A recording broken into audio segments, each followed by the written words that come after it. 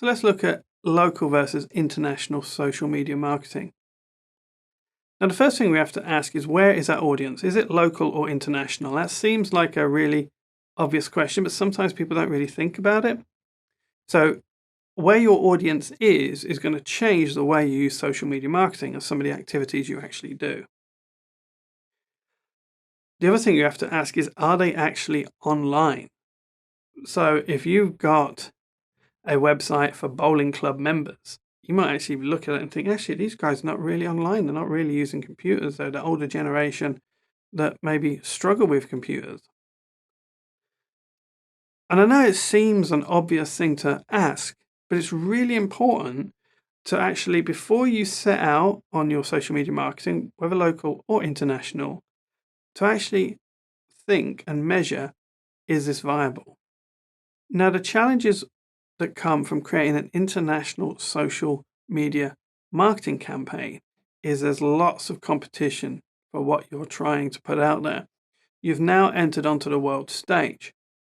So that can be a huge challenge when it comes to creating a social media marketing campaign and your product has no borders or you ship worldwide. Now, if you have a local social media marketing campaign, what you're going to find is you've got a geographical area you're actually trying to reach, and you're going to approach that completely differently. You might do much more community-based marketing or social media community-based marketing, where you create an online community that's a local resource. With international, you really need to be worrying about content, blogs, YouTube videos, targeting keywords so that you can compete as much as possible internationally. But before you go forward, you have to really think about that. Are you going to target an international market, which means lots of competition?